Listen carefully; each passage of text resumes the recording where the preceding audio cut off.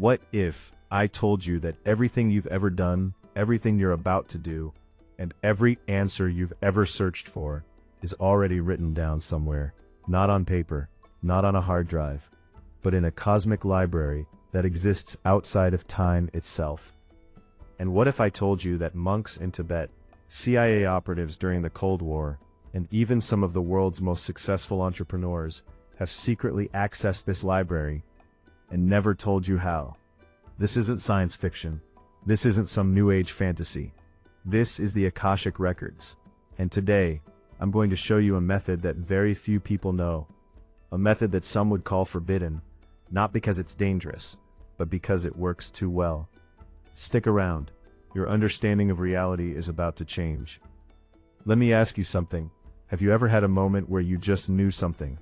Not because someone told you, not because you read it in a book, but because it came from somewhere deeper, somewhere you can't explain. Maybe it was a dream that came true. Maybe it was a gut feeling that saved your life. Or maybe it was just this strange sense that you've been here before, done this before, even though it's impossible. Most people brush those moments off. They call it coincidence, intuition, luck. But what if I told you those weren't accidents? What if I told you that you were briefly, accidentally, touching the Akashic Records? Here's the problem. The world doesn't want you to know this exists. Not because there's some grand conspiracy, but because the moment you realize you can access infinite knowledge, you stop being controllable. You stop needing gurus. You stop needing permission. You become dangerous to a system that profits off your confusion. And that's exactly why this method was buried, hidden in plain sight, fragmented across ancient texts, classified government documents, and whispered between initiates who swore never to speak. But secrets don't stay buried forever. Not in the age of information. Not when people like you and me start asking the right questions. So what exactly are the Akashic Records? The word Akasha comes from Sanskrit. It means ether or sky, but it's more than that. It's the fundamental substance of the universe. The invisible field that holds everything together. Think of it like the internet, but instead of websites, it stores every thought, every emotion, every event that has ever happened or ever will happen. Every civilization that reached a certain level of consciousness knew about this. The ancient Egyptians called it the Hall of Records. The Hindus described it as the cosmic memory. Even Nikola Tesla, one of the greatest minds in history, said, "My brain is only a receiver. In the universe there is a core from which we obtain knowledge, strength, and inspiration." Tesla wasn't guessing. He was accessing something. And he wasn't alone.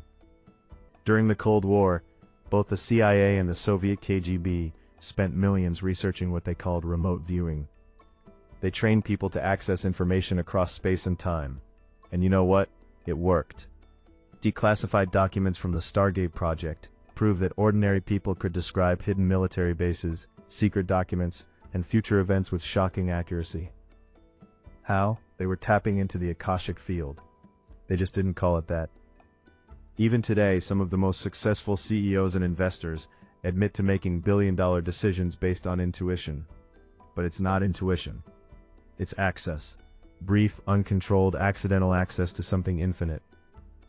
The question isn't whether the Akashic Records exist. The question is, why can some people access them and others can't? And more importantly, why has no one shown you how to do it on command? Now, here's where it gets interesting. And I need you to pay close attention, because I'm about to give you something that took me years to piece together. Most teachings about the Akashic Records are incomplete by design. They tell you to meditate for hours, to chant mantras, to find a certified practitioner who will read your records for a hefty fee. And sure, those methods can work, slowly, partially, with someone else acting as the gatekeeper. But the method I'm about to show you bypasses all of that. It doesn't require years of practice. It doesn't require a middleman. And it doesn't require you to believe in anything except your own ability to focus. I call it the Theta anchor technique. And here's why it works. Your brain operates at different frequencies. Beta when you're awake and alert, alpha when you're relaxed, delta when you're in deep sleep. But there's a sweet spot between waking and sleeping called the Theta state. It's the state you're in right when you wake up, before you fully open your eyes. It's also the state where your conscious mind drops its guard, and your subconscious, your direct line to the Akashic field becomes wide open. Most people float through Theta for a few seconds and lose it. But what if you could anchor yourself there? What if you could hold that frequency long enough to ask a question and receive an answer? Here's how you do it. Step 1, the setup. You need to do this either right when you wake up or right before you fall asleep. Those are the two natural windows where your brain is already hovering in Theta. Don't try this in the middle of the day when you're stressed. Your brain won't cooperate. Lie down, close your eyes, take 3 deep breaths, in through your nose for 4 seconds, hold for 4, out through your mouth for 6. This isn't just relaxation. This is a signal to your nervous system that you're safe, that it's okay to let go.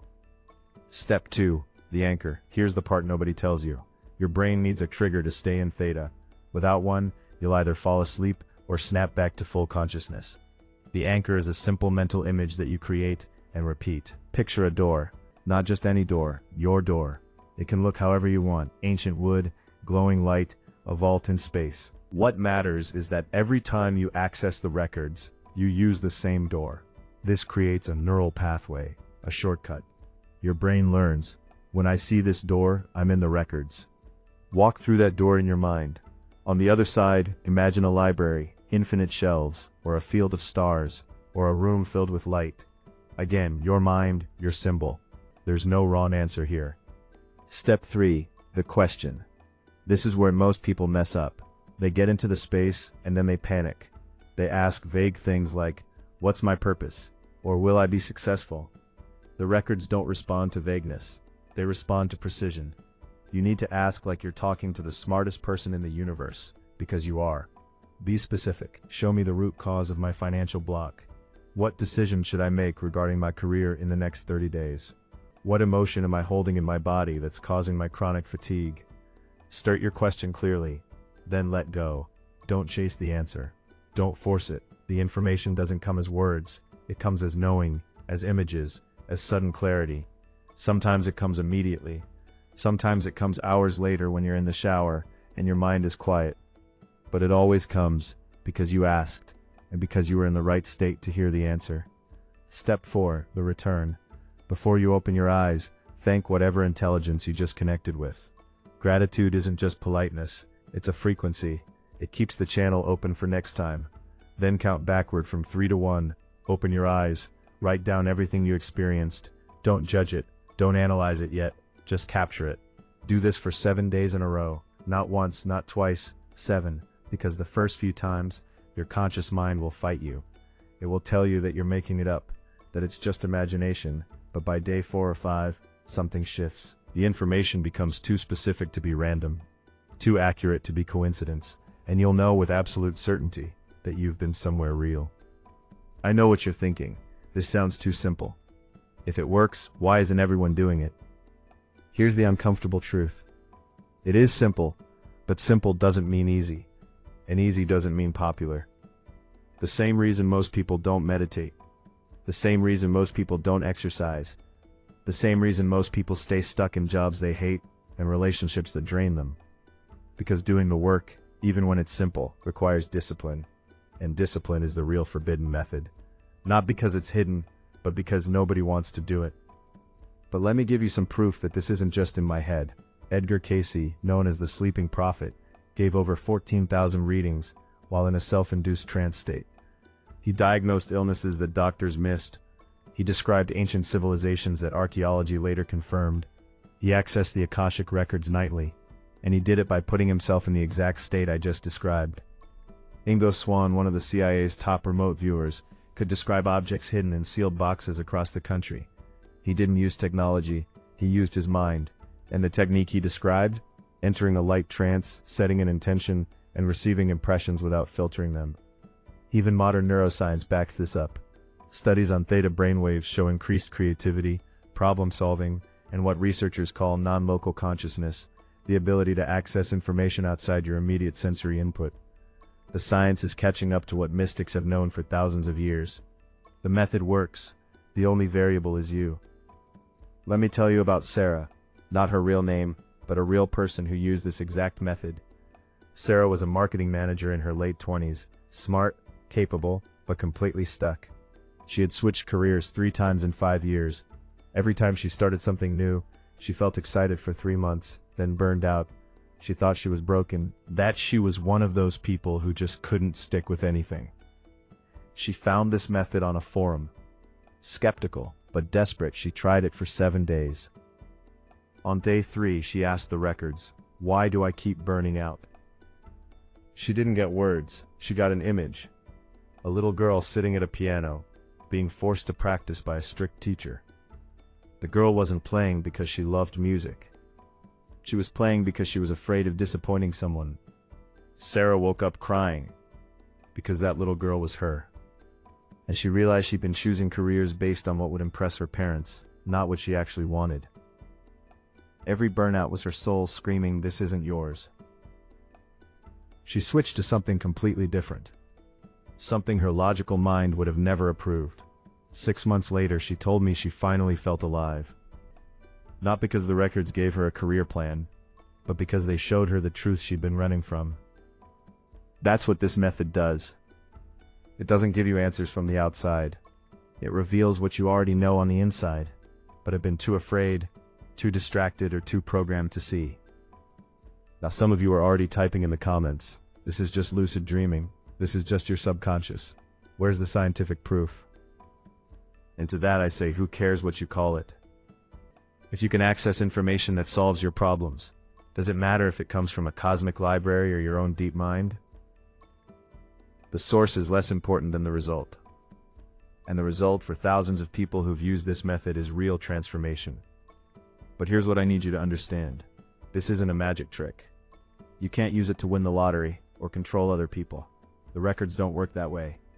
They respond to genuine seeking, not ego-driven demands. Come with arrogance, and you'll get static. Come with humility and a real question, and you'll get something that changes your life. The window is open right now.